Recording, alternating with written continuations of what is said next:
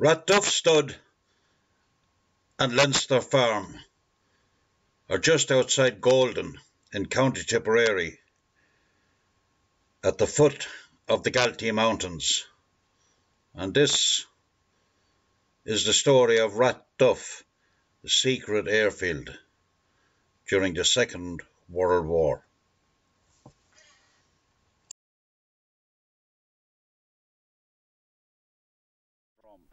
In the background of the Galtee Mountains, bearing in mind that we were supposed to be neutral.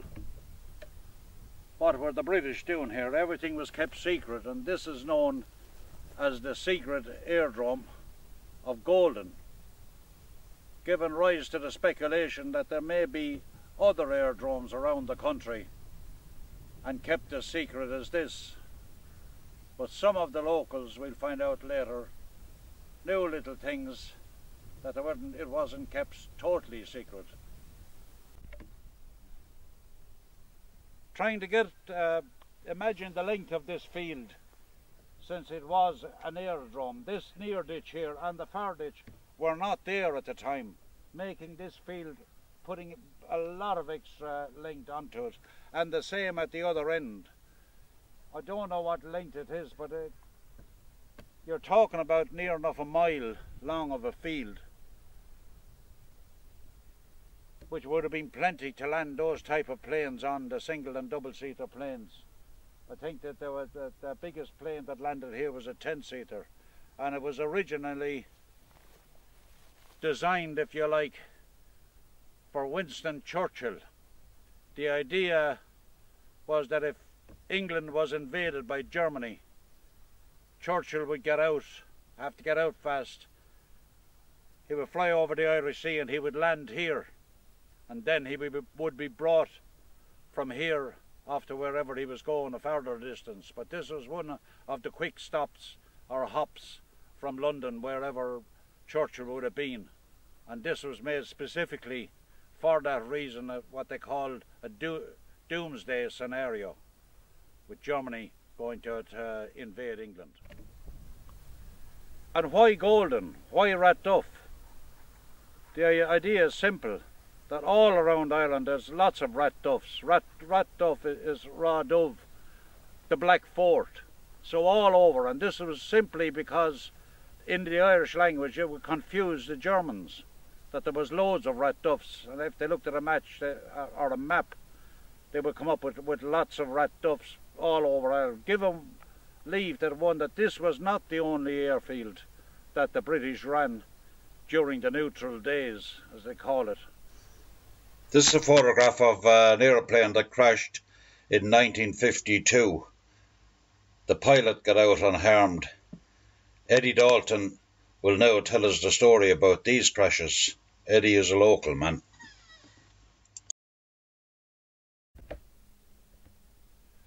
There were two actual crashes of airplanes over in Rathduff. Roughly, the one in 42 is the one that apparently is well recorded, and a photograph of that, a Hector 85 or a Hawker. It's in Senator Willie Ryan's book on Golden, parish history. But there was 10 years later, when we were going to school in Golden, another one, a plane landed in Rathduff. It had developed a leak in a tank, a fuel tank, and it flew over our yard on its way west over the shore on by Tassel, and landed again in Rathduff. But on this occasion there were a couple of horses, 2 or 3 horses killed anyway on Rathduff Stud Farm, because what happened was the pilot was familiar with this landing space, and he had recollections of it being a landing space, and he flew for it to an emergency landing situation. But it had been, the landing space went through 2 farms, and when the war was over, approximately between 45 say and 52 roughly, when the second plane had crashed, the pilot hadn't known that it had been rebuilt up, the bounce ditch and railings put there, and the plane went through it and drove. The horses got very excited and Rathduff stood, and 2 or 3 mares were killed. I'm not sure were they mares or not. In the book on published recently in Golden, on Golden school days, and his recollections about it, that the master had forgotten, Lord Mr. Maguire, about task the following morning, and in late afternoon he suddenly recalled having been told about it, and by the way, he said to the class, did anyone see that plane yesterday that landed in Rathduff? And nobody seemed to be answering, and I had seen it as well, but I was expecting the people over in Abbey to reply, and they didn't. And my brother Jimmy, who is now in London, he put up his hand and he said, "Sir, 'twas so low it had to set back from our hay barn." These are some of the airplanes that were landed in Rathduff.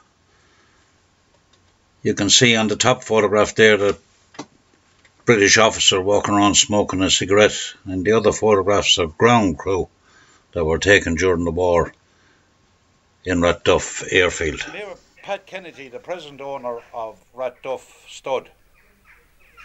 How long are you in the stud now? I'm living here since 1997. I So, bought it in 95. You bought it directly from the Edwards, I did. Yeah. Miss Edwards. from old Major Edwards. No, Major Edwards died in 1922. Oh, in 22? 22. Oh yeah, you bought it from his daughter. His daughter. Yeah. That daughter, he got married. His wife came over from London. She was 19 and he was 79, and he married her, and they had a child. He died in 1922, leaving a 23-year-old woman with a young baby, and he tied up his money, so that he was afraid she'd remarry. So he left the money to the daughter.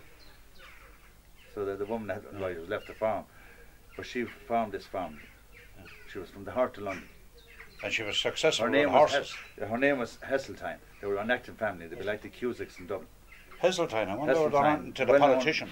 They were a well-known acting family. They'd be like the Cusicks in Dublin. Yeah. And how the connection came was Major Edwin's brother owned a theatre in London. One of the, I'm not sure which theatre he owned, but I know it was one of the bigger ones. And he asked, could that girl come over? She came over as a secretary, and he married her. Anyway. And you were telling me that when you moved in here, there was a telephone exchange here.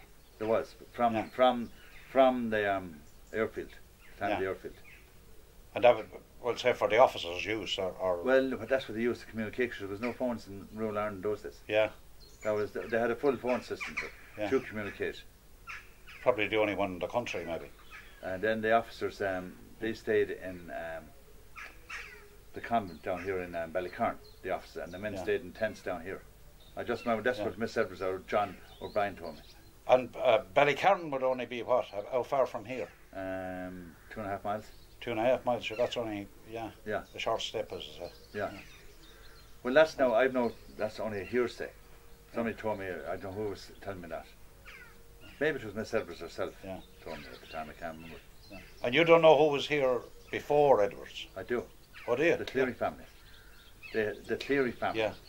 And they had about 800 acres. Yeah. They had this farm, and then another brother in a house very similar to this down here, who now is owned by was owned by a man called Jack Kennedy Ross. Yeah. He's dead, and then who bought it was Purcell's. So the organic, John now has it. John Purcell, he owns the organic factory in Clare. I know him. Yeah, John. John has the farm, that farm. Then the other farm, there was another brother and another farm over here, and they had a lot of land, but their father made a lot of money. And of course, you said there was 800 acres. There was 800 acres with Catholics. They had built up 800 acres. Yeah. And it's divided now. The one half of the family is Leinster farm. It's all, no, Leinster was separate. Oh, it was separate? Separate. Oh. No, the farm is John Purcell. Yeah. Leinster, well, I suppose the estate owned it all at one stage. Yeah. Thomastown Estate. Yeah. And why Leinster Farm, I asked, how did it come your farm was called Leinster Farm? Yeah. And the answer they told me was, it was called Leinster Farm because Lord Leinster called one day. And everyone said, it was a huge thing at the time that Lord Leinster called to see them. So what did you call the estate again? Thomastown Estate. Thomastown Estate. Estate under all. Yeah. Where Eddie lives, where you called into Fitzgerald's, that was the Dower House to Thomastown Estate. It was the which? The Dower House. Dower? Yeah, that's what they call the second home. Oh, Dower yeah, house. yeah. Like say if there was two children, or the mother would Say the next generation would take over, and if the mother was a widow, she'd move into the dower house. That's what they were called. I'd say this place was a farm manager's house. Yeah. And like they would have known the square block in front. Yeah. And then that was added, and then this was added. The bays were added. They were all added after us. But here would have been, I'd say, a farm manager would have lived here. For I the thought estate. it was Edward's own house, yeah. Well, it was Edward's Yeah. later, but I'm going back in the Yeah, when the estate when was... the landlords, when they owned it. Thomastown Estate owned everything here, Yeah. really. Behind the lower part of that wall was the entrance to a bunker that was used as a command post, and it housed medical supplies and emergency supplies. But before the Edwards left, they bulldozed clay over it and hid it from view. The hump, or the mound, is now part of the garden of the main house, and you'd really need a digger to uncover it. But it's under that hump, and it's still intact. It's changed during the time they were here, as there was no telephone systems in Ireland at that stage, in the country anyway. So they put in their own system. They put in a telephone system here for them. And anyway, the operators worked in here. And you say that's the original pole? Yes, and that's the original pole that was put in at that time. It's still here. It's an oak pole, but normally they wouldn't use oak. Still is solid as rock.